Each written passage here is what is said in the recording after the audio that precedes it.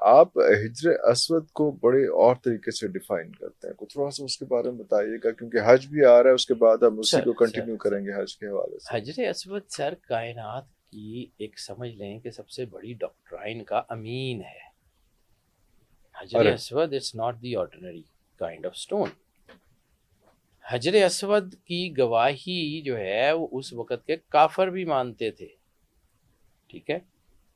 سرور انبیاء صلی اللہ علیہ وآلہ وسلم نے جب نبوت کا اعلان کیا تو بہت سارے لوگوں نے آپ سے معجزوں کی ڈیمانڈ کی تھی۔ بالکل، چاند ٹوٹنے کا معجزہ بہت بعد کا ہے، بہت کھجوریں بعد کا لگنے ہے، کا معجزہ بہت بعد کا ہے، لیکن بہت شروع کے معجزات میں سے ایک معجزہ ہے کہ جب آپ خانہ کعبے کے دروازے پہ گئے اور ابو جہل نے آپ سے جو ہے وہ گستاخی کی تو اس نے آپ سے سوال کیا کہ اگر آپ نبی ہیں تو خانہ کعبے کو کہیں آپ کی گواہی دے، تو حجر اسود سے آواز آئی تھی السلام علیکم یا رسول اللہ۔ اللہ اکبر، اللہ اکبر، اللہ اکبر، ٹھیک ہے، تو حجر اسود نے رسالت میں آپ کی گواہی دی ہوئی ہے۔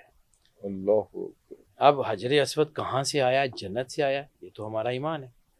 حجر اسود کی سگنیفیکینس جو مجھے سمجھ آتی ہے، اور میں نے خود سے میں نے تو کتابیں پڑھی ہیں سر، ہم لوگوں نے پڑھنا چھوڑ دیا، مینوسکرپٹس تک جانا چھوڑ دیا، عربی فارسی ہماری رگوں سے نکال لی گئی، ہمارا ایکسس ان چیزوں کے اوپر ختم ہو گیا، ہم پیرالائز ہو گئے، ٹھیک ہے، ہم نے اس کو پڑھنا چھوڑ دیا، اس لیے میری باتیں لوگوں کو نہیں لگتی، ورنہ میں وہی باتیں کر رہا ہوں جو کسی اینشینٹ ٹائمز میں ہوا کرتی تھی، بالکل صحیح۔ حجر اسود کے بارے میں جب سرور انبیاء صلی اللہ علیہ وآلہ وسلم سے پوچھا گیا تو کچھ لوگ کہتے ہیں کہ یہ حدیث ضعیف ہے، لیکن اس کے اوپر چونکہ بہت بڑے لوگوں نے کام کیا ہے تو یہ اتنی بھی ضعیف نہیں ہو سکتی کہ لوگ اس کو بالکل جو ہے نا اس کے اوپر لیٹ گو کر دیں۔ سرور انبیاء صلی اللہ علیہ وآلہ وسلم سے حجر اسود کی حقیقت کے بارے میں پوچھا گیا تو آپ نے کہا کہ الست کا رازدان ہے یہ، الست کا رازدان، ٹھیک ہے۔ پھر مولا کائنات الست بربکم، پھر مولا کائنات جو ہے ان کی ایک روایت موجود ہے کہ ایک صحابی نے حجر اسود کی طرف کہا رخ کر کے کہ حجر اسود تو پتھر ہے، میں تجھے بالکل نہ چومتا اگر سرور انبیاء صلی اللہ علیہ وآلہ وسلم نے تجھے چوما نہ ہوتا۔